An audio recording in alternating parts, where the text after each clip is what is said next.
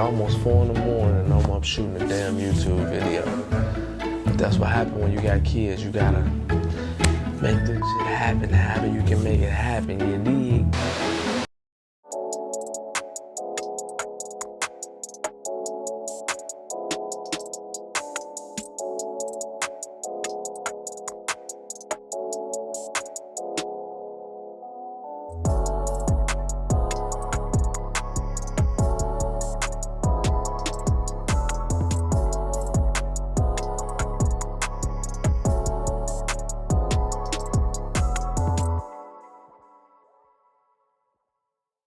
If you're watching this video, you're probably already a trucker.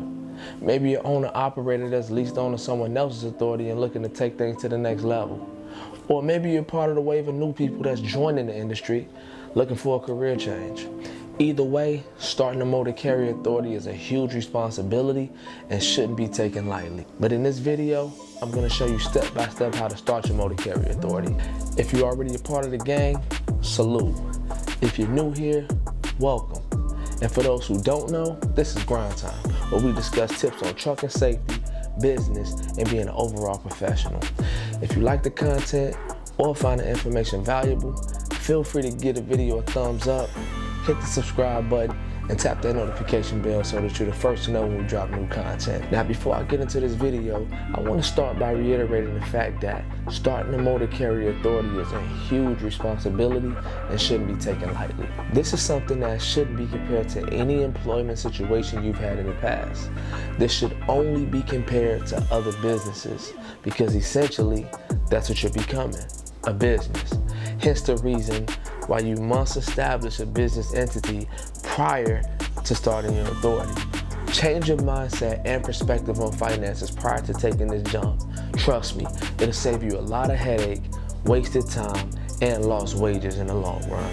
In this video, I'm going to be breaking things down into 3 phases. I'll be going into pretty good detail in this video, so for time's sake, I won't be going into pricing, but if you want me to do a video on a price breakdown, let me know in the comments and I'll make a video about it. Now let's get this thing started. So let's get into phase 1. Step 1, figure out why you want an authority. Starting an authority should be for more than just financial gain. It should either be a passion or you actually view it as being a part of your long-term business portfolio. If you're only doing this for the money, chances are you're going to fail or throw in the towel because the trucking industry is a bumpy road, no pun intended. But seriously, a lot can go wrong with owning an authority, and if you're not in it for the right reasons, you'll be out before you ever receive your first safety audit. Step 2. Have a general idea of what niche you want to go into. Now, preparation is everything. One of the things I believe in is that proper preparation prevents poor performance. Having a clear understanding of what niche of trucking you like to go into will help you better game plan and have a better understanding of what your earning potential may be. Knowing your niche will also allow you to predict and prepare for peak and slow season for your respective niche. If you're unclear as to what I'm talking about, for example, flatbed, tankers, dry van, expedited, and hot shot are all examples of different niches in trucking. Each niche has their own peak and slow seasons, and knowing the different types of equipment that you'll be operating and the niche you'll be in will be one of the main things to help set you up for success. Step 3, set up your business structure. When it comes to this step, you can either pay a company to establish a business for you, or you can do it yourself. Either way, you'll need a legal business in order to proceed. If you establish it yourself, you'll do this on your state Secretary of State website. The different types of business structures are sole proprietor, LLC, partnership, or corporation. It's up to you to decide which business structure is best for you. Step 4, apply for your EIN.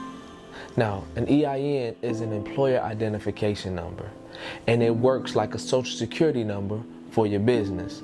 Now, if you pay a company to establish a business entity for you, they'll apply for it on your behalf.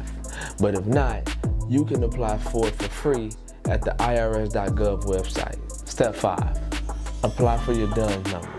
This is your Dun & Bradstreet number. Dun & Bradstreet is one of the major business credit bureaus and the one most lenders and companies check when they're deciding whether they want to work with you. You definitely want to begin establishing business credit sooner than later. You can get this number for free at dnb.com. Step 6, opening a business bank account. You must have a business bank account to have your funds deposited into. Also, you don't want to mix your business and personal finances for tax purposes and just for good business practices. Step 7, get your DOT medical card. This step only applies to you personally if you're going to be operating your own vehicle, which I will recommend. I would never recommend someone get into a business without being able to operate the equipment themselves if need be. However, any drivers you hire or any owner-operators you allow to ride under your authority must also have a valid DOT medical card. If you're unclear and unsure as to where you can get a DOT medical card, just type in DOT physicals near me in Google and you should see a list of facilities that perform DOT physicals in your area. So let's get into phase 2. Step 1, apply for your MC and US DOT number. This is when you apply for your MC authority. You can either pay a company to establish your MC authority for you, or you can do it yourself. If you choose to do it yourself, go to the fmcsa.dot.gov website and search authority. You'll see a link that says get authority to operate. Click that and you'll be on your way. You'll then proceed to the application process. Just a heads up, it is a bit lengthy and it can take about an hour and 20 minutes to complete. It takes around 21 days for your authority to be recognized, so keep that in mind when it comes to getting insurance, and I'll get to that later. After you submit your application, be prepared for insurance agents, factoring companies, and dispatchers to blow your phone up for the next 2 to 3 weeks. Also, know that you have 90 days from the time that you apply for your authority to activate your authority. But if you don't activate your authority within that 90-day window, your application will be dismissed. Now, there's a misconception that you'll have to reapply or pay and start the whole process all over if you don't meet that 90-day deadline. However, that's not true. I know because I missed the 90-day deadline due to backups around the pandemic. Now, you actually have a year before you actually have to go in and reapply. Now, there is a whole process you have to go through in order to get your application undismissed. Now, for time's sake, I'm not going to go into detail in this video. However, I will be doing a completely separate video about the undismissal process. If the video is already recorded at the time of you viewing this video, I'll leave a card on the video or I'll link it in the video description below. Step 2. Complete your MCS 150. If you choose to pay a company to establish your authority for you, they should take care of this part. However, if you choose to do it yourself, this step, it pretty much just lists the equipment that your company will be operating and the number of drivers you have. Whether you're starting your authority, need to update your MCS 150, or filing your biannual update, you do it on the FMCSA website. I'll drop the link in the description below. Step 3. Join a drug and alcohol consortium. This step only applies if you or any drivers or owner-operators you hire on are operating CDL vehicles. Now, a CDL vehicle is any vehicle with a gross vehicle weight of 26,001 pounds or more. Now, what the Drug and Alcohol Consortium does is that it provides random drug testing services on behalf of its clients. Step 4, your pre-employment drug screening. Now, this step is only needed for drivers who operate vehicles that require CDL. You'll need to have a pre-employment drug screen on file when you get your 90-day safety audit.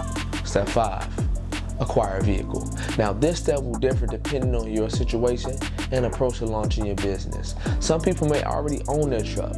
They rent a truck, finance, or lease. Either way, you're gonna need a vehicle unless you plan to bring on owner-operators, which I wouldn't recommend doing until after you've received your first safety audit. Step 6, a maintenance fund. A truck maintenance fund is vital to starting your authority.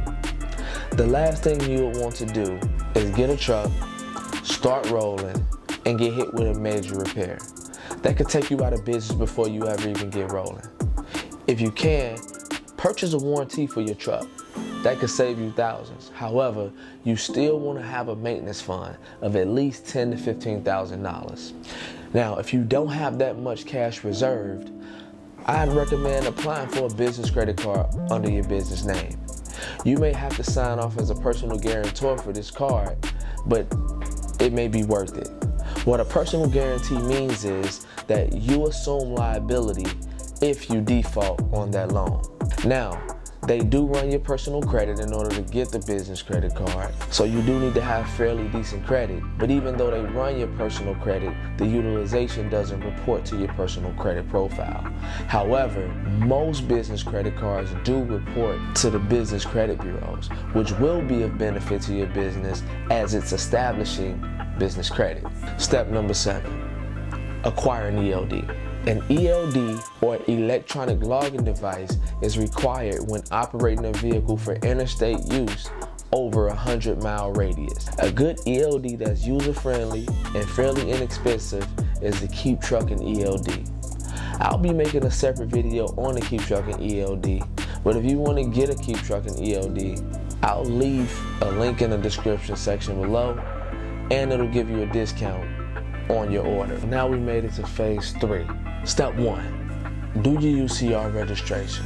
Now, I'm not sure why the UCR is needed, but you register for it at UCR.gov. If you're paying someone else to establish your authority, they should take care of this for you. It should be a part of the process. Step 2, do your BOC3. Again, I'm not sure what the BOC3 is for, but unlike the UCR, this is not something that's done on an annual basis. It's something that's done one time. Now, there is a list of sites posted on the FMCSA website where you can go and get your BOC3 done. The one we use is BOC3processingagents.com. Like the UCR, it should be included if you're paying someone to establish your authority for you. Step 3, register your vehicle. Now, this part could be a bit of a hassle depending on your situation. The truck I purchased wasn't in the state where I was registering it, so I couldn't get a DOD inspection done, which is normally required to register a vehicle. I had to have a document filled out by a law enforcement officer that was local to the area where my truck was. I had to contact the local police department, and thankfully, they were familiar with the process and was happy to help. I had to next day the document to them and have it shipped back to me. Now, the document, it just pretty much verified the VIN number, odometer reading, and some other stuff that was pertaining to the truck. I said all of that to say this. Be aware of the processes that your city or state may take in order for you to register a vehicle. Step 4, apply for your IRP and IFTA. I'm sure every state is different, but I say call your state's Department of Transportation, go to your DMV or City Hall and just ask, what's the process for getting IRP apportioned plates and IFTA license and decals? Apportioned plates are the types of plates that are used and required for commercial vehicles. IFTA is used to balance out the amount you pay in taxes for fuel. For example, if you purchase most of your fuel in a state where fuel is cheap, but do most of your driving in a state where fuel is high, then more than likely, you're gonna have to pay a tax. And just to backtrack a bit, if the mileage calculation is one of the features that's included with the KeepTruckin ELD, not sure if it's included in any other ELD, but it is something that's included in the KeepTruckin ELD. Just wanted to notate that. Step 5, get insurance. This will most likely be the most expensive part of the entire process, unless you finance your truck and you were required to provide a down payment. Now, I say wait till about 18 to 19 days after applying for your MC before paying for insurance. That way you'll have 30 days from then before your first insurance payment is due. If you pay for your insurance day 1, remember, you have a 21-day vetting period before your authority will be recognized and you'll be eligible to operate. Therefore, you'll only have about 8 to 10 days to run to try to make some money back in order to make your first insurance payment. Honestly, I say be prepared to pay your first month's insurance and truck payment if you have one before ever taking a load. Now, there is a possibility that can happen to you because it happened to me. Step number 6, get your decals. Now, whether you have a company logo or not, that doesn't matter. However, you have to have your US DOT number displayed in a contrast color on the side of your vehicle, and the numbers must be 2 inches in size. Now, if you don't have a company logo, that's okay, because I got something for you. A place that you can go and get your company logo done is Fiverr. Now, that's where I got my company logo done. I've used Fiverr for just about every logo that I've had designed for every company that I've started. So that's a great place to go. I'm gonna leave a link in the description that you can use to go and get your logo done on Fiverr. You're welcome. So we finished, but I have 4 bonus tips that can help you both stay productive while you wait for your authority to go active and save you time on the back end. After waiting around for nearly a month, I'm sure the only thing you want to focus on is taking loads the moment your authority is active. So, bonus tip number 1 is considering a factoring company.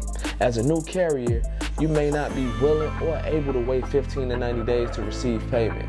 You think about it. After all of the money you just spent on starting your authority, now you're going to start racking up even more expenses just from running loads. A factoring company can keep cash flowing fast, and in most cases, you can be paid within 24 to 48 hours of completing delivery. I'll be doing a separate video on factoring companies, but the factoring company we decided to go with was RTS Financial. If you want to go with RTS Financial, I'll leave a link in the description below. Bonus tip number 2. Fill out carrier packets in advance. One of the most tedious parts of being a new carrier is filling out carrier packets. It can be very time consuming and can be an issue if you're caught in a situation where you're out on the road and you have poor service. It could be of benefit to reach out to brokers that work with carriers on day 1 and fill out the carrier packets in advance. Bonus tip number 3, looking into fuel cards. Fuel is going to be your biggest expense once you start running. So choosing the right fuel card can be vital to your business. Yes, you want to choose a card that gives you savings at the pump, but you also want to consider other beneficial perks as well. One being, is the card a line of credit? And does your payments report to the business credit bureaus? Or are you just pretty much using your company's cash flow to pay for fuel? These are questions you need to ask when you're trying to figure out what fuel card is right for you. And bonus tip number 4, last but not least, keep your paperwork in order. This bonus tip could either make or break your business. Please, I repeat, please make sure you keep track of your business paperwork. Not doing so could definitely put you in a compromised situation, or worse, put you out of business. We finished. So if you're still here, thank you for sticking around. If you found this video informative, you already know what to do. Hit that like button, hit the subscribe button, and hit that bell so that you're notified for new videos whenever they release. If I look tired, if my eyes look red, that's because it's late. And I'm up trying to get this content out for y'all so that y'all can take your business, your life, your legacy to the next level. It's all it's about. Giving the game back and helping the culture continue to push forward. So with that being said, I'm out. See y'all in the next one.